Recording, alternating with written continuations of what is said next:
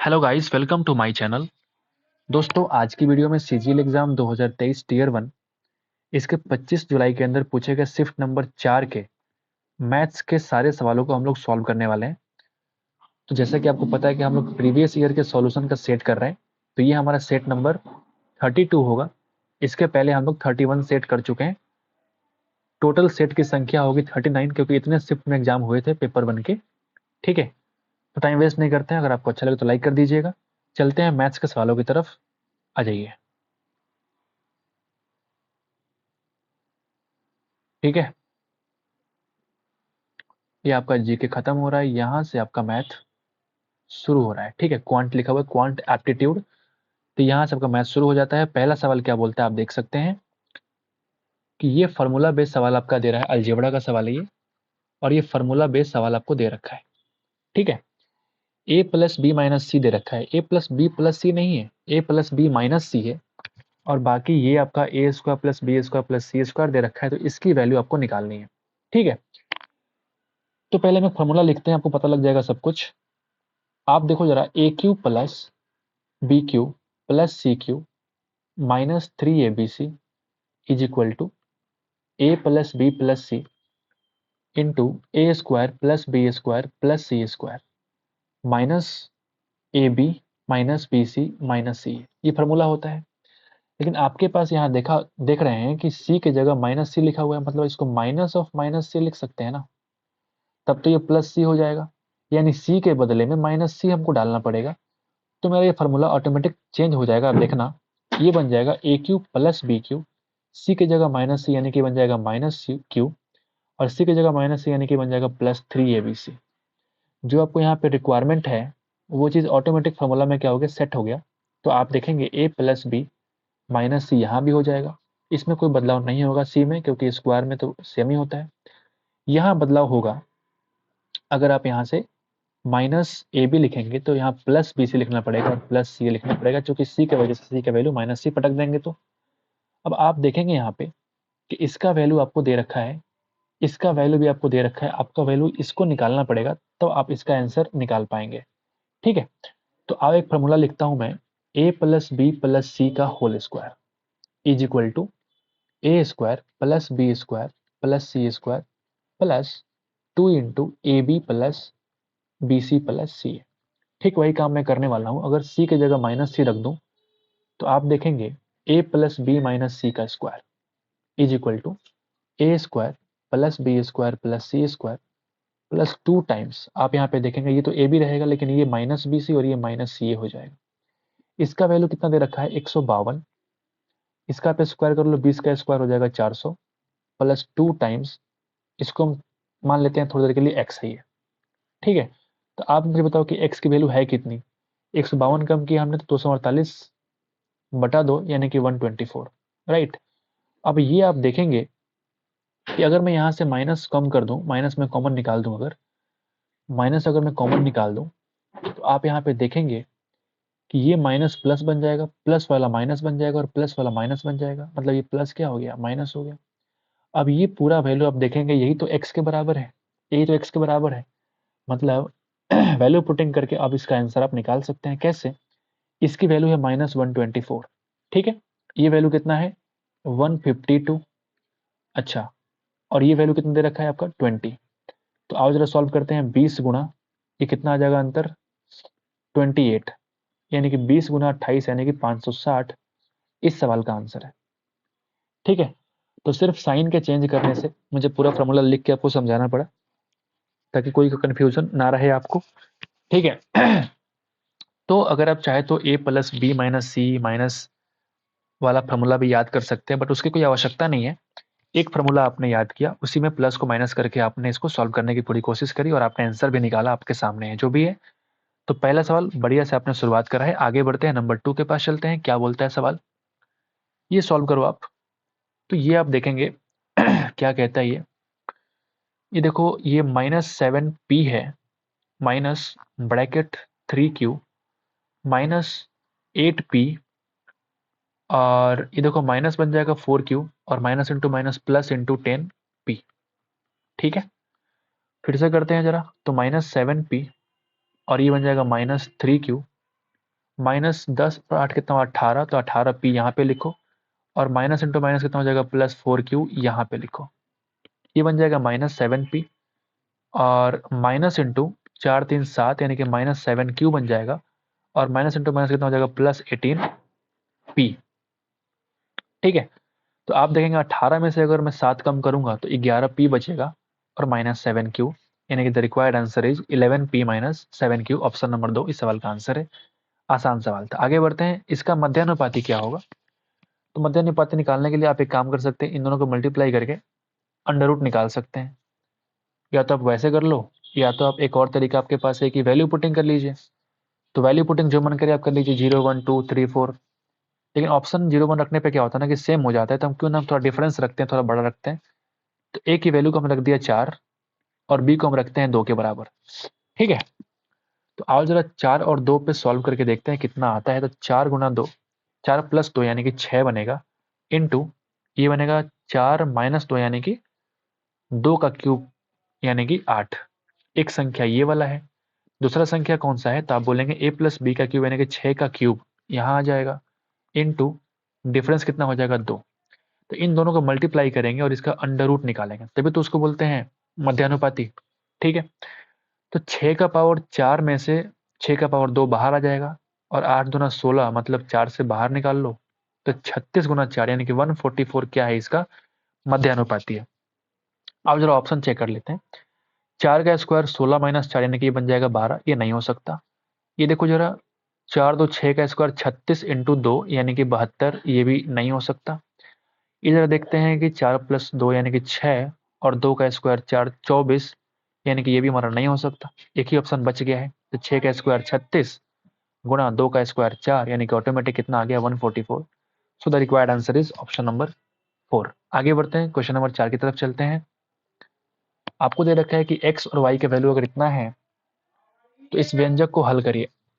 ठीक है, तो ये मैं कह सकता हूँ आप इसको रेशनलाइज कर लो पहले। तो रेशनलाइज करेंगे तो क्या हो जाएगा, ऊपर नीचे आप root x minus root y से मल्टीप्लाई कर सकते हैं।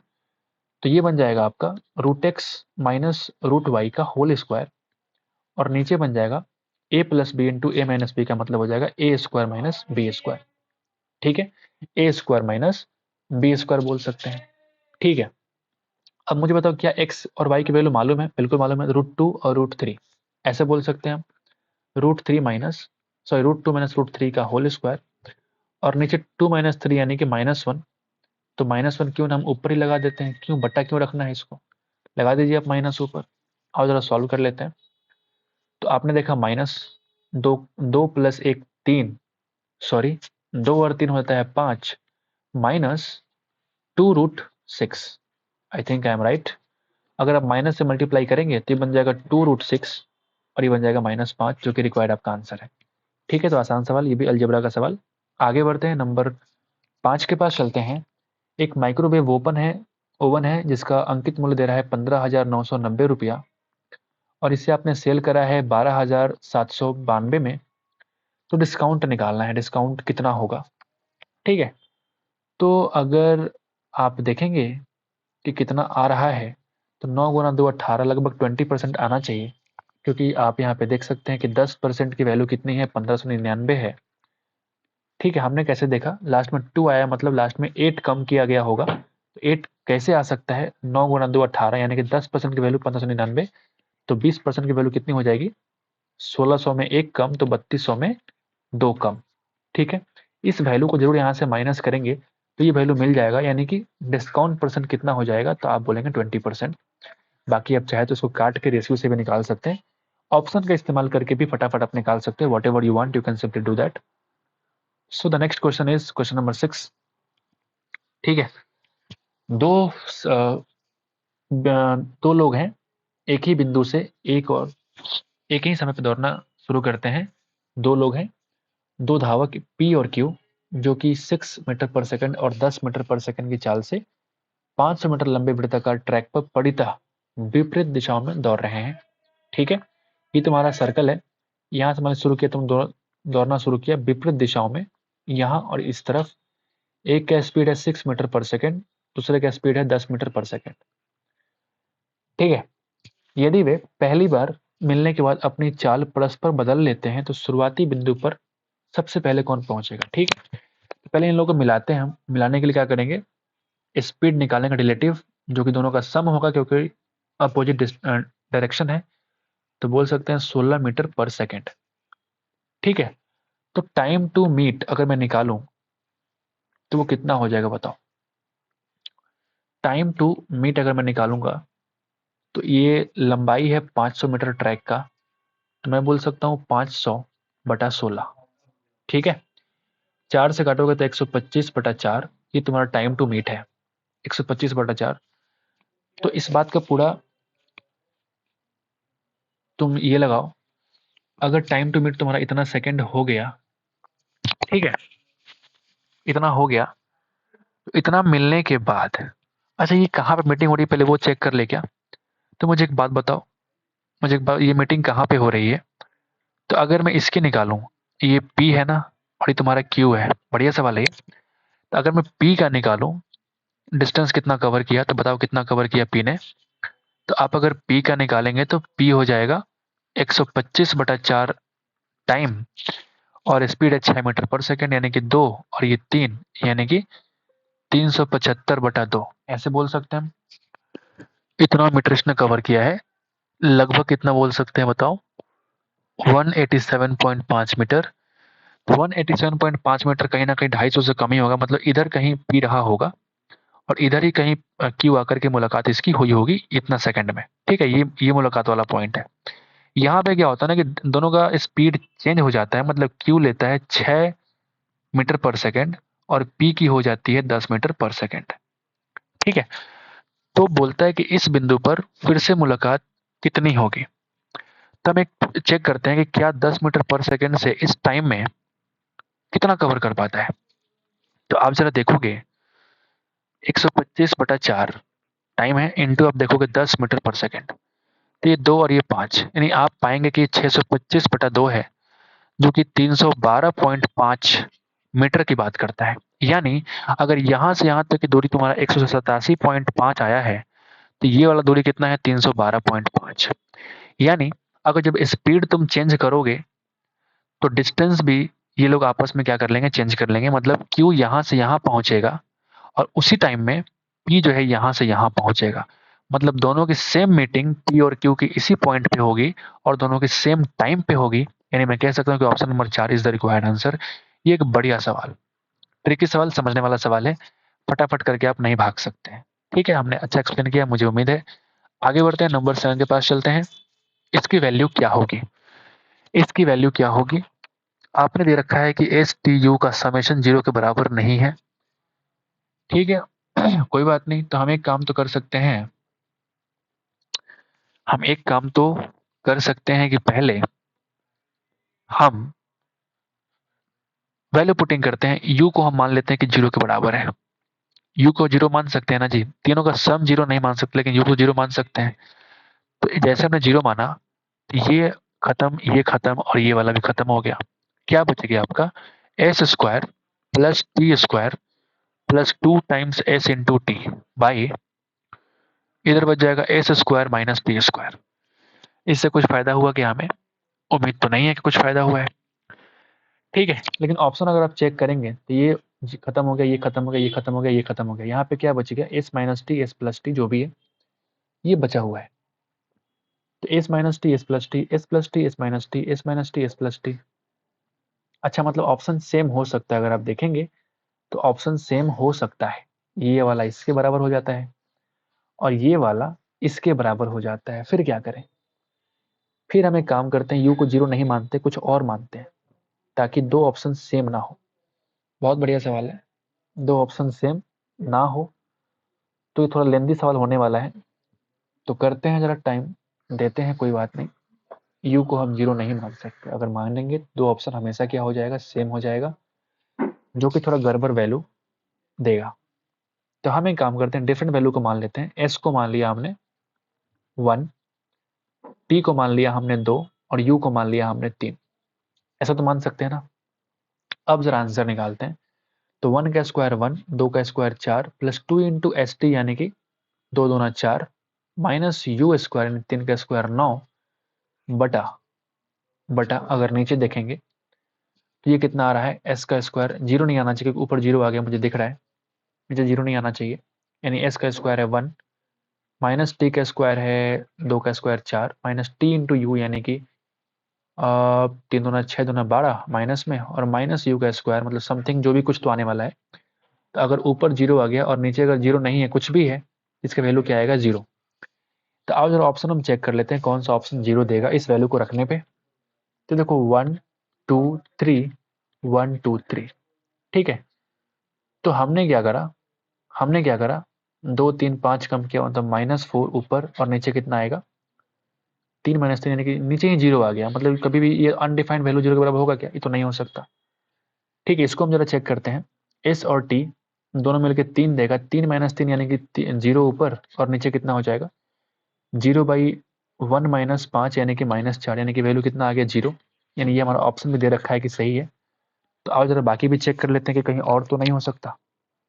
तो यहाँ आप देखोगे तो 1 - 2 + 3 और नीचे हो जाएगा 1 + 2 + 3, ये भी नहीं देगा क्योंकि 4 - 2 यानी कि 2/6 यानी कि 1/3 जीरो के बराबर तो नहीं है, ऑप्शन नंबर ये भी नहीं होगा। ठीक वैसे ही ऊपर देखोगे 6 और ये हो जाएगा 4 - 2 यानी कि 2, ये 3 वाला वैल्यू भी जीरो के बराबर नहीं है। तो ऑप्शन नंबर 2 इस सवाल का आंसर है। ठीक है, आगे बढ़ते हैं। ये वैल्यू पुटिंग से आप आसानी से बना सकते हैं। ठीक है, आगे बढ़ते हैं, नंबर 8 के पास चलते हैं। कॉलेज छात्रों के एक समूह ने एक परियोजना को 10 दिन में पूरा करने का फैसला किया, 10 है, ठीक है। तो प्रत्येक दिन 2 छात्र, या 2 लिखा हुआ है, प्रत्येक दिन 2 छात्र बाहर हो जाने के कारण परियोजना जो है ना वो 15 दिनों में खत्म होती है, ऐसा कुछ दे रखा है। 8 नंबर सवाल है। सही है ना, 2 ही है ना वो, हाँ 2 ही है। तो परियोजना की शुरुआत में छात्रों की संख्या क्या आती है, मुझे नहीं पता, हम उसको x मान लेते हैं, x। ठीक है, तो x गुणा 10 इज इक्वल टू, आप देख रहे हैं कि पहला दिन x काम किया, अगले दिन 2 विद्यार्थी कम हो गए, फिर अगले दिन 2 विद्यार्थी और कम हो गए। ठीक, ऐसे करते करते करते करते 15 दिन तक काम चलता है। मतलब हम बोल सकते हैं कि x माइनस 14 × 2 यानी कि 28 कम हो जाएंगे, क्योंकि पहले दिन तो पूरे हैं। ठीक है, तो आप मुझे बता दो, ये बन जाएगा 10x और ये x x जोड़ेंगे तो 15x हो जाएगा। फिर आप -2 कॉमन निकालोगे तो 1 + 2 + 3 dot dot dot dot +14, right. तो इधर लाओगे तो कितना बनेगा, -5x is equal to -2 into, ये बन जाएगा 14 × 15/2। सही कर रहा हूं मैं, ये माइनस खत्म, 2 से 2 खत्म, ये 5 से 3 बार में काट लो, यानी x की वैल्यू कितनी आ गई 42। यानी स्टार्टिंग में छात्रों की संख्या थी कितनी 42। नंबर 9 के पास चलते हैं। घन के सबसे लंबे विकर्ण की लंबाई दे रखी है, तो उसका आयतन ज्ञात करें। तो आप मुझे बताओ, a² + b² + c² का अंडर रूट ये होता है क्या, ये आपका होता है ना, क्या होता है 7√3। ठीक है, यानी कि a² + b² + c² की वैल्यू आ जाएगी 49 × 3 यानी कि 147, 147। ठीक है, एक घन के सबसे लंबे विकर्ण की लंबाई हो गई, उसका आयतन निकालना है। अच्छा, घन है ना, फिर a² क्यों करना है, मुझसे मिस्टेक हो गई, आप करिएगा। अगर घन है, घनाभ क्यों मानना है फिर। तो मैं कह सकता हूं कि √3 इंटू ए की वैल्यू कितनी है 7√3, यानी √3 से √3 खत्म हो जाएगा, ए की वैल्यू अगर 7 आ गई तो वॉल्यूम कितना होता है 7 का क्यूब यानी कि 343 सेंटीमीटर क्यूब। आसान सवाल था, हमने घनाभ समझ लिया था इसको। आगे बढ़ते हैं, 10 नंबर सवाल है ये। प्रति वर्ष वेतन की औसत राशि क्या है। वेतन यहाँ पे है, देख सकते हैं आप, वेतन यहाँ का आपका औसत राशि क्या है जो इन कंपनी के 4 वर्षों के दौरान देनी पड़ती है। 200, 250, 450 और 350 यानी कि 800, 1100/4 यानी कि 225 नहीं बल्कि 275 स्टार्टिंग में होने वाला है। तो बाकी कुछ ऊपर वैल्यू दिया होगा, 0 0 लगा दीजिए। ऑप्शन नंबर 11 पे चलते, क्वेश्चन नंबर के पास। साइन और कस इक्वल तभी होता है जब दोनों एंगल का सम कितना हो जाएगा 90 के बराबर, यानी 40 20 30 70, यानी x की वैल्यू जो 20 रही होगी, तब तो इसका वैल्यू कितना आएगा, 90 आएगा। आगे बढ़ते हैं, नंबर 12 के पास चलते हैं। 4 आदमी मिलकर, ठीक है, किसी काम को 18 दिन में पूरा कर सकते हैं। उसी काज को 12 दिनों में पूरा करने के लिए कितने और आदमियों की आवश्यकता पड़ेगी? ठीक है, तो आप काटो जरा, 4 तिया 12, 3 छक 18, यानी कि 6 कब आएगा, जब x की वैल्यू 2 और रहेगी, यानी 2 आदमी और लगेंगे। आगे बढ़ते हैं, ज्ञात कीजिए इसकी वैल्यू क्या होगी, 1 minus sine theta, 1 by sine theta minus sine theta. क्या आ सकता है बताइए, 1 by sine theta minus sine theta, ठीक है ना। तो ऑप्शन चूंकि ये बीच में मल्टीप्लीकेशन में दे रखा है, तो मैं काम करते पहले इसका एलसीएम निकाल लेते हैं, बाद में डिवाइड कर देंगे, तो ये बन जाएगा 1 minus sine square theta, 1 minus sine square theta, यानी कि इसको बोलेंगे हम cos square theta, cos square theta by sine theta. तो एक बार अगर साइन और कॉस की बात करें, तो एक बार कॉस बटा साइन कितना बन जाएगा, कॉट थीटा, और एक बार तो कॉस बच जाएगा, यानी कि ऑप्शन नंबर 4 इस सवाल का आंसर है। ब्रैकेट बंद कर दीजिएगा सर। आगे बढ़ते हैं, नंबर 14 क्या बोलता है कि तरुण के पास क्या होता है, तरुण के पास ये ओवरलैप हुआ है कुछ वैल्यू, देख लेता हूं मैं। क्वेश्चन नंबर 14, ठीक है। तरुण के पास बसाव के स्वामित्व वाले भूखंड के क्षेत्रफल से 10% अधिक क्षेत्रफल वाला भूखंड है। 10%, यहाँ पे क्या लिखा हुआ है, 10%। क्या लिखा हुआ है यहाँ पे, 10%। अच्छा, फिर यहाँ पे क्या लिखा हुआ बताओ, क्षेत्रफल से, ये लिखा हुआ है 40%। पहले मैं देख लेता हूँ, ये कितना लिखा हुआ है, 2695 लिखा हुआ है, 2695। ठीक है, अब सवाल पढ़ लेते हैं कितना है। ठीक है, तरुण के पास पसाब के स्वामित्व वाले भूखंड के क्षेत्रफल से 10% एक्स्ट्रा क्षेत्रफल वाला भूखंड है। ठीक है, यहाँ देखो तरुण है और ये हमारा बचाव है, जो भी नाम मुझे नहीं पता। ठीक है, 10% एक्स्ट्रा, यानी कि 11 और 10 का रेशियो मैं कह सकता हूँ। ठीक है, जबकि नकुल के पास, जबकि नकुल के स्वामित्व वाले भूखंड के क्षेत्रफल तरुण के स्वामित्व वाले क्षेत्रफल से 40% अधिक है। यानी अगर नकुल की बात करूं तो तरुण का 40% ज्यादा, यानी कि 4.4 ज्यादा, यानी कि बन जाएगा 15.4। ठीक है, ये तुम्हारा एरिया का रेशियो इन सबके पास अलग अलग दे रखा है। अगर नकुल का भूखंड कितना है, तो आप बोलेंगे 2695, तो नकुल का तुलना कर दो नकुल वाले से, तो आपको निकालना है बसाव वाला, यानी कि 10 से गुणा कर दो, 10 से गुणा कर दो। ये कटना तो चाहिए, कटना तो चाहिए। 11 से कट जाएगा क्या, 4 9, हाँ कट जाएगा। इसको हटाएंगे तो जीरो चला जाएगा ऊपर, 11 से कट हो जाएगा 11 1 और 11 4, 11 दूना 22, 4 9 11 चौक 44 और 11 पचे 55। अगर आप 7 से काटेंगे तो 2 बार में, 7 तिरिके 21, 7 पचे 35, 2 से काटेंगे तो 50 बार में, यानी अगर गुना करने पे कितना आ जाएगा, 1750 एकड़ या सेंटीमीटर स्क्वायर वर्ग फुट, जो भी तुम्हारा आंसर है वो तुम लगा लो। 1750 सवाल का आंसर है। आगे बढ़ते हैं, नंबर 15 के पास चलते हैं। नंबर 15 क्या बोलता है सवाल, 1992 से 97 के वर्षों के दौरान, ठीक है, भारत के एफडीआई का औसत, अरे भाई साहब जोड़ घटाव सिखाता है ये। आओ जरा जोड़ते हैं, क्या करना है इसमें, देखो फटाफट कैसे जोड़ेंगे, 10 और 5 15, 15 12 27 और 10 37 और 24 61 और 31, यानी कि 92 पॉइंट। अब देखेंगे 70 है ये, 70 और 15 कितना हो जाएगा, 85 और 16 कितना, 101, 123, 146 और 36, 182, यानी कि 1.82। सही है, तो 93.82 तुम्हारा समेशन आ गया। एवरेज निकालने के लिए 3 और 3 6 से डिवाइड कर दो। तो आओ जरा कर लेते हैं, कितना आएगा, 6 एकम 6, फिर 3 3, यानी कि 6 पचे 30, अब लग जाएगा 0.38, 6 6 का 36, लगभग 6 6 का 24 के आसपास। तो 15.64 आ रहा है मेरा, तो 15.6 इस सवाल का आंसर है। जोड़ना आपने सीख लिया होगा फास्टली कैसे जोड़ते हैं। ठीक है, एक वस्तु सॉरी, एक चोर जो है एक वस्तु को चुराता है और 15 किलोमीटर पर आवर की चाल से वहां से भाग जाता है। पुलिसकर्मी जो है वो 4 मिनट, ये 4 लिखा हुआ है, 4 मिनट के बाद घटना स्थल पर पहुंचता है। मतलब आपसे सिंपल भाषा में कह रहा है कि चोर जो है ना, पुलिस के आने से पहले 4 मिनट भाग चुका है। 4 मिनट भाग चुका है, यही कह रहा है। और पहुंचता जिससे घटना स्थल पे, तो यहाँ चोरी हुआ है, तो ये तुम्हारा क्या है, घटना स्थल है। ठीक है, पी के पास घटना स्थल है। तुरंत चोर का पीछा करना शुरू कर देता है और पुलिसकर्मी द्वारा चोर का पीछा करने शुरू करने के 16 मिनट के बाद दोनों के बीच की दूरी 200 मीटर का अंतर रहता है।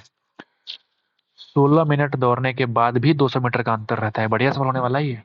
तो घटना स्थल से कितनी दूरी पर पुलिसकर्मी चोर को पकड़ लेगा? मुझे एक बात बताओ। ठीक है, यहां से डिस्टेंस आपको निकालना है कि यहां से कौन सी दूरी होगी जब चोर तुम्हारा पकड़ा जाएगा, इस पॉइंट से, इस वाले पॉइंट से। ठीक है, तो मुझे एक बात बताइए, ये 4 मिनट में चोरवा कितना भाग गया होगा?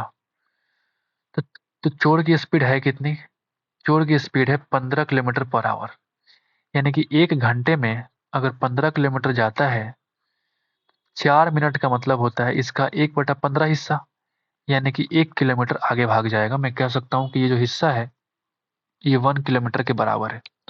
चोर पुलिस से 1 किलोमीटर आगे है।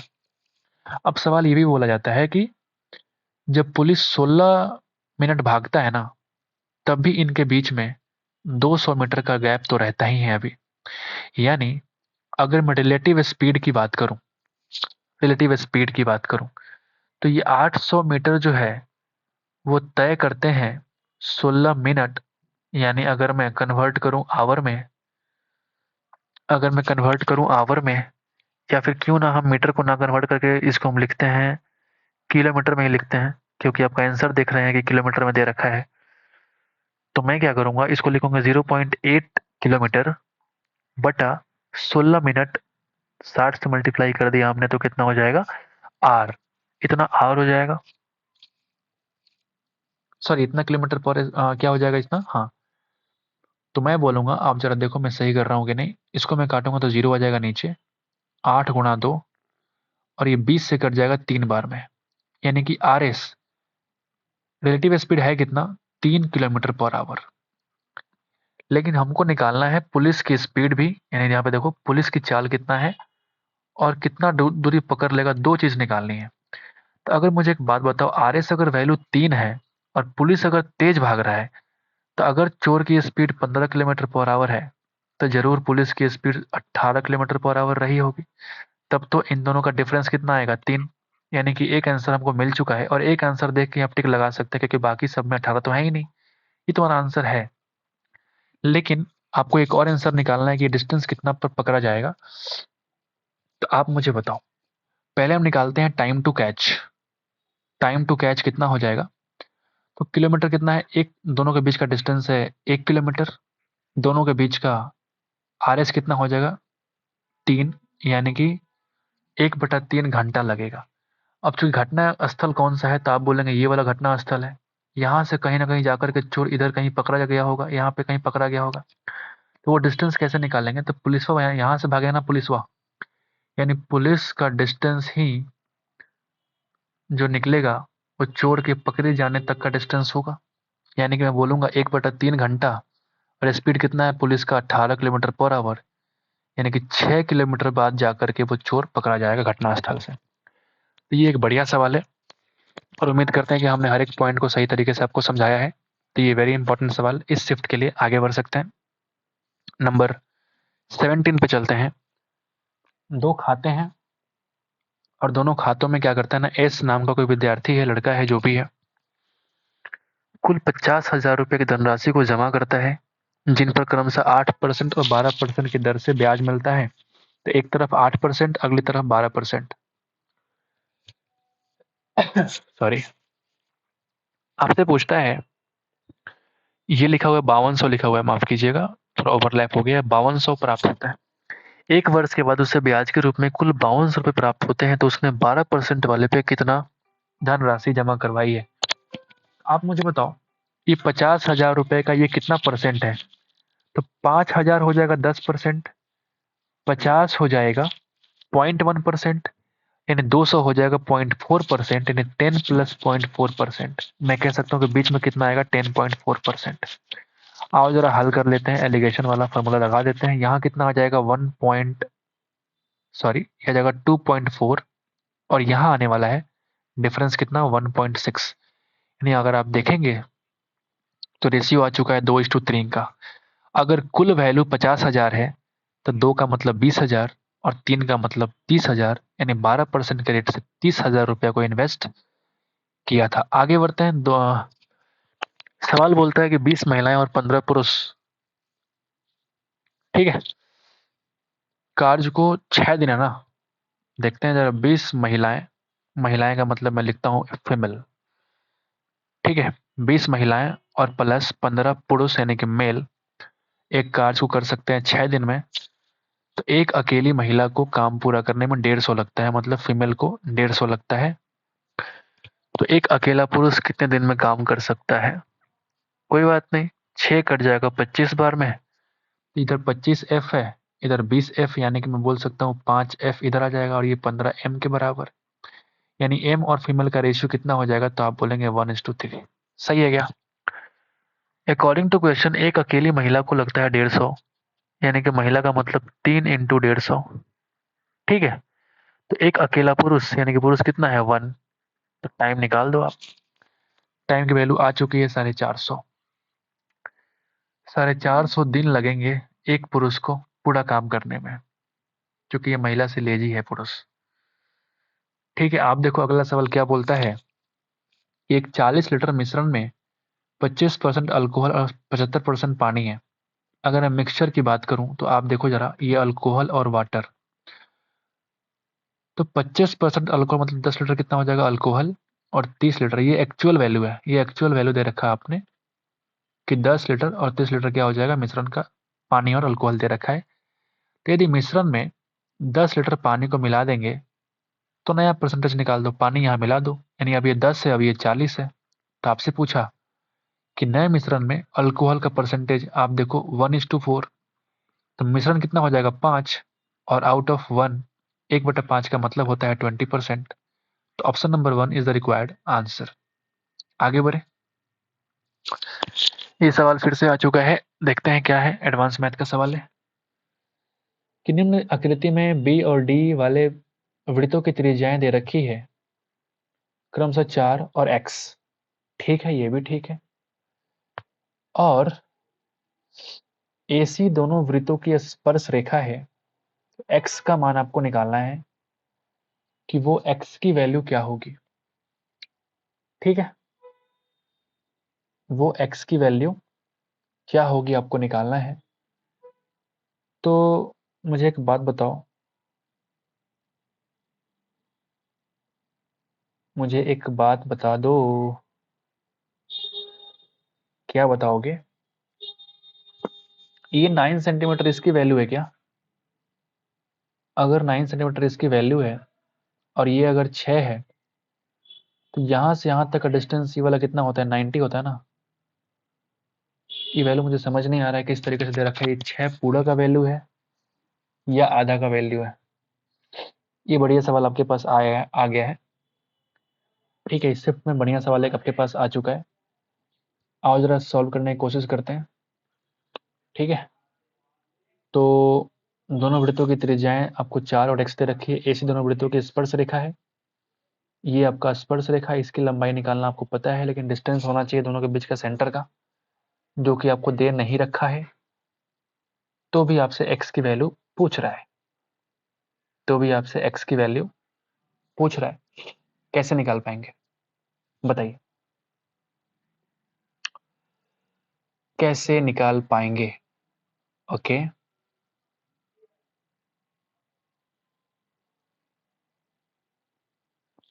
हाँ, 9, 6, 15 अगर हो जाएगा तो थोड़े वक्त के लिए मैं क्या करता हूँ ना, नहीं हो पाएगा भाई। कुछ तो देना चाहिए, एक और वैल्यू, मुझे लगता है कि एक और वैल्यू तो बिल्कुल देना चाहिए। क्योंकि अब जरा देखो, अगर मैं इस, हाँ, ट्रांसवर्स जो कॉमन टेंजेंट होते हैं उसका फॉर्मूला अगर मैं अप्लाई करूं तो उसका लेंथ है कितना, 9 6 इज इक्वल टू सेंटर के बीच का डिस्टेंस का स्क्वायर अगर आप निकालेंगे तो यहाँ से यहाँ तक का डिस्टेंस तो नहीं मालूम आपको, मालूम ही नहीं है कितना है, मालूम ही नहीं है ना। तो मैं कह सकता हूँ कि ये सिर्फ मालूम है 4 के बराबर है, ये सिर्फ मालूम है x के बराबर है, लेकिन ये बीच का लेंथ मालूम रहेगा तब तो, ये बीच का लेंथ मालूम रहेगा तब तो, बोलिए। यानी इसको मैं पूरे को मान लेता हूँ y थोड़ी देर के लिए, इस पूरे को हम मान लेते हैं थोड़ी देर के लिए y, ये हो जाएगा Y square minus R1 plus R2 का स्क्वायर, मतलब 4 प्लस एक्स का होल स्क्वायर, यानी 225 की वैल्यू आने वाली है y square minus 4 plus x का स्क्वायर। यानी एक इक्वेशन दो वेरिएबल है, तो एक और इक्वेशन में कहाँ लगाऊं, एक और इक्वेशन कहाँ लगने वाला है आप मुझे बताएंगे ना। अगर मैं ये 90 मान लेता हूँ थोड़ी देर के लिए, ठीक है, मानना क्या है ही, चूंकि स्पर्श रेखा है तो 90 होगा, और ये भी तुम्हारा 90 होगा, होगा ना। तो एक बात बताओ, इस x का यूज करने पे इसकी वैल्यू कितनी आ जाएगी, तो आप बोलेंगे इसकी वैल्यू आ जाएगी 9 स्क्वायर प्लस एक्स स्क्वायर का अंडर रूट, ठीक है। और इसका यूज करने पे इसकी वैल्यू कितनी आ जाएगी, यहां से यहां तक की वैल्यू बताइए, इसकी वैल्यू कितनी आ जाएगी, 6 का स्क्वायर 36 और 4 का स्क्वायर 16, 32 दो 52, इसका अंडर रूट 52 आ जाएगा। यानी मैं कह सकता हूँ कि y का वैल्यू फिर से मुझे मिल चुका है under root 52 plus under root 9 square plus x square. इससे हम सॉल्व कर पाएंगे क्या, गंदा तरीके से आंसर आएगा भाई। तो हम एक काम कर लेते हैं थोड़ी देर के लिए, ऑप्शन का यूज कर सकते हैं ताकि मुझे ये सब गुना भाग ना करना पड़े। अच्छा, थोड़ी देर के लिए मैं मानता हूँ कि अगर मैं वाई स्क्वायर की वैल्यू मानूं तो वाई स्क्वायर की वैल्यू होगी कितनी, क्योंकि आपको एक्स निकालना है ना। तो वाई स्क्वायर कितना हो जाएगा, ए प्लस बी का होल स्क्वायर यानी कि 52 A square plus B square plus 2 into A B, यानी कि 2 root 52 into root 81 plus x square, इतना हो सकता है। अब मुझे बताओ क्या हम यहाँ वैल्यू पटक दें, मुझे पता है कि मैं लेनिन तरीके से कर रहा हूँ, मुझे ध्यान में नहीं आ रहा है शॉर्ट कैसे करें, मुझे नहीं पता आंसर आएगा कि नहीं। ये देखो 52 और 81 कितना होता है, 8 5 13 और 2 1 3, यानी कि 133, राइट।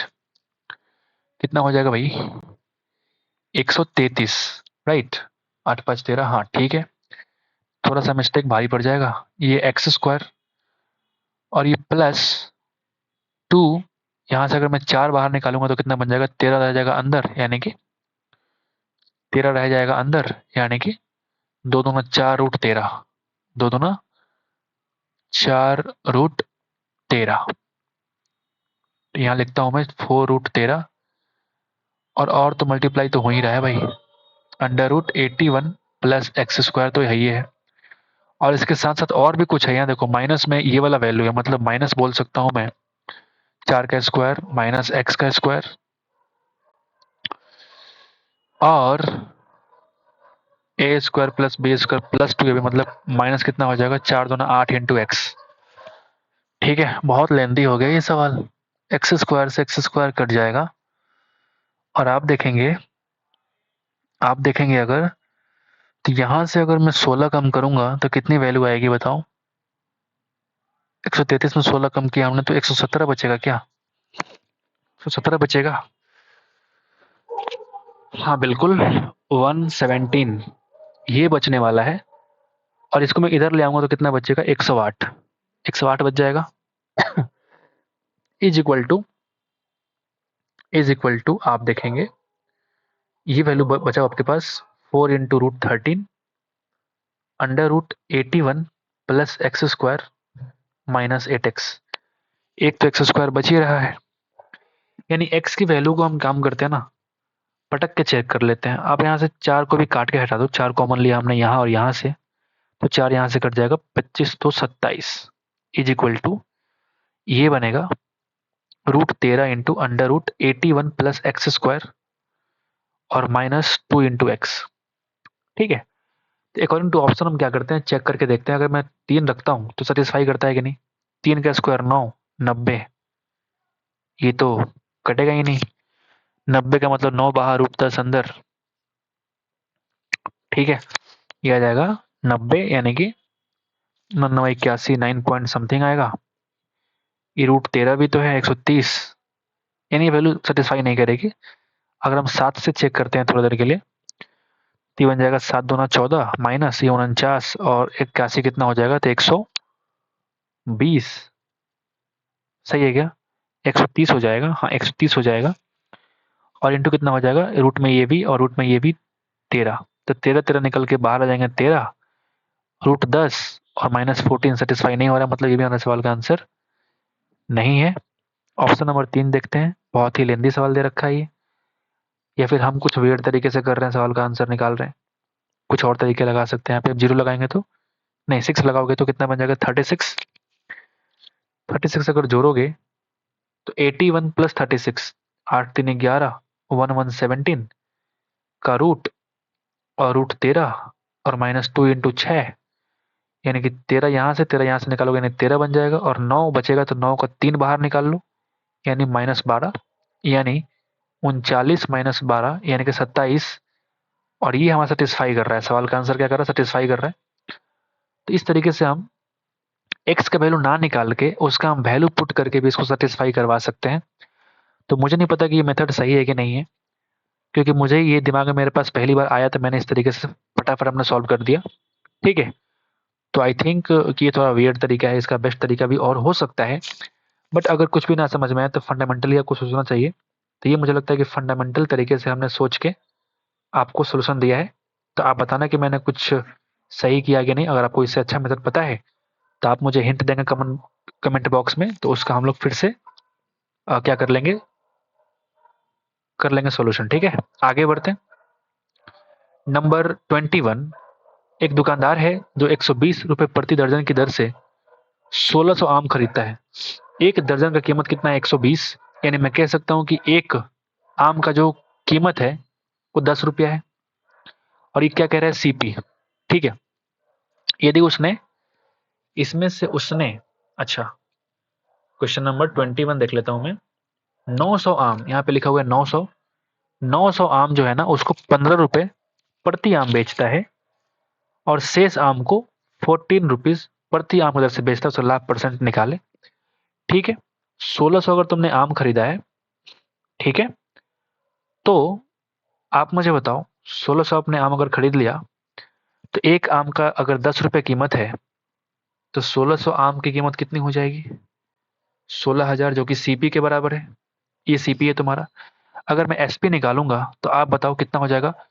900 आम को तुमने बेचा है एक का 15 के हिसाब से, और बाकी जो बच गया 9 700 1600, तो वो हो जाएगा 14 के हिसाब से। क्लियर है। यहाँ से अगर आप निकालोगे तो 2 शून्य कॉमन निकाल लो, यानी कि 9 15 9 135 प्लस 98। ठीक है, यानी एसपी कितना हो गया, तो हो जाएगा 1 नहीं बल्कि 23300। तो आओ जरा निकालते हैं हम लोग प्रॉफिट। तो 16,000 ये बन गया आपका 23300। तो क्यों ना हम 2 जीरो से 2 जीरो काट लेते हैं, यानी कितना डिफरेंस है आप बताओ। तो 40 और 33 यानी कि 73 out of 160 into 100। I think I am right. So ये 8 से और ये कट जाएगा 5 से, 7 पचे 35, 3 पचे 15, यानी कि 365/8, यानी कितना आ जाएगा बता दो। 8 चौका 32, 4 5 8 पच्चे 40, 5 यानी कि 8 छक 48, 2 यानी कि 8 दूना 16, और फिर 8 पचे 40, 45.625% इस सवाल का आंसर है, जो कि ऑप्शन नंबर 3 दे रखा है। आगे बढ़ते क्वेश्चन नंबर 22 के पास चलते हैं। एक समकोण त्रिभुज है एबीसी, जिसमें कोण सी पर समकोण है। उसमें 4 cm त्रिज्या वाला एक वृत्त खींचते हैं। ये भी 4, ये भी 4 और ये भी 4। चूंकि अंदर वृत्त है तो तीनों का लेंथ कितना हो जाएगा, 4 के बराबर। एसी की लंबाई कहता है 12, मतलब यहां से यहां तक की लंबाई कितनी है, 12। ठीक है, तो आपसे क्या पूछ रहा है, सी बी का मान बताओ। सी बी कितना है, इधर है सी बी, इसको हम मान लेते हैं कि एक्स के बराबर है, क्योंकि मुझे नहीं पता ना कि इसका हाइपोटेनस कितना होगा। अगर हाइपोटेनस दे देता तो फटाफट निकाल लेते, फिर तो कोई दिक्कत ही नहीं होती। अच्छा, इसका आंसर है 16। इसका मतलब ये हाइपोटेनस 20 रहा होगा, लेकिन ये 20 रहा होगा तब ना, मालूम तो नहीं ना आपको। तो फिर कैसे निकाल पाएंगे, आपके पास एक और तरीका है। अगर हम इन सेंटर की बात करें, स्मॉल रेडियस वाला केस क्या होता है, तो अगर ये तुम्हारा परपेंडिकुलर वाला, ये है परपेंडिकुलर, ये तुम्हारा बेस, और ये तुम्हारा अगर हाइपोटेनस है, तो जो आर की वैल्यू होती है वो p plus B minus h by two होता है। क्लियर है? ठीक है। यानी पी की वैल्यू अगर हमने एक्स माना है, तो बी की वैल्यू है कितनी, 12, और एच बटा 2। ओहो, और आर की वैल्यू है कितनी, आर की वैल्यू आ गई 4। फिर से लगता है लेंथी सवाल फिर से सामने आ गया है। कोई बात नहीं, ये देखते हैं जरा x माइनस एच की वैल्यू। तो आप पाएंगे कि 4 × 2 8, माइनस कितना हो जाएगा, माइनस कितना हो जाएगा भाई, बता दो। 4 × 2 8 माइनस 12, यानी कि -4। ठीक है, तो क्या हम यहां से h की वैल्यू निकाल सकते हैं क्या, क्या हम यहां से h की वैल्यू निकाल सकते हैं क्या? बिल्कुल निकाल सकते हैं।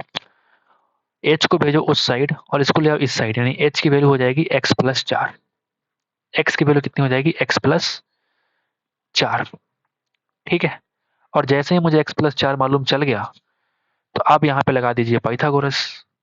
अब यहाँ पे लगा दीजिए पाइथागोरस। बढ़िया सवाल है ये भी, आप इसको भी प्रैक्टिस कर सकते हैं। दोबारा पाइथागोरस लगाएंगे तो आप पाएंगे कि x का स्क्वायर प्लस 12 का square 144 is equal to x plus 4 का स्क्वायर यानी कि एक्स स्क्वायर प्लस 16 प्लस 4 × 2 यानी कि 8x।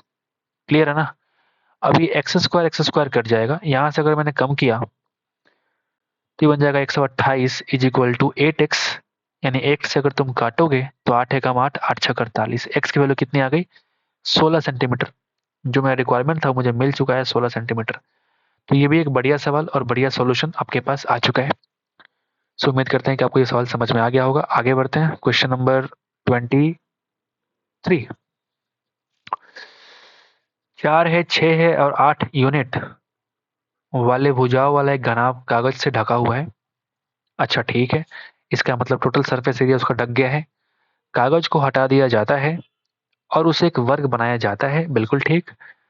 तो वर्ग की भुजा, अच्छा इसका मतलब ये हुआ टोटल सरफेस एरिया जो घनाभ का होगा वो वर्ग के एरिया के बराबर होगा। आप ये ना कहना चाह रहे हो?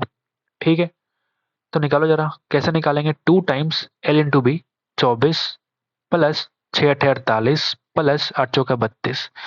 ये एरिया का मतलब ये साइड का स्क्वायर होगा। बोलिए ना, यानी मैं कह सकता हूँ कि 24 48 72, और ये कितना हो जाएगा 32, यानी कि 104। सही है क्या? क्या मैं सही कर रहा हूँ? हाँ बिल्कुल सही कर रहा हूँ। 32 और 48, 16 बचे 80, और 24 104 गुणा 2 यानी कि 108, नहीं 104 गुणा 2 यानी कि 208 इज इक्वल टू साइड का स्क्वायर। यानी साइड कितना बनेगा, 208। ठीक है, तो आप बताओ 14 का स्क्वायर होता है 196, और 15 का स्क्वायर होता है 225। यानी आपके पास एक वैल्यू 208, तो 208 वैल्यू इन दोनों के बीच में लाई करेगा, यानी जिसका स्क्वायर रूट होगा 14 और 15 के बीच में लाई करेगा, मतलब 14 point something is the answer given air.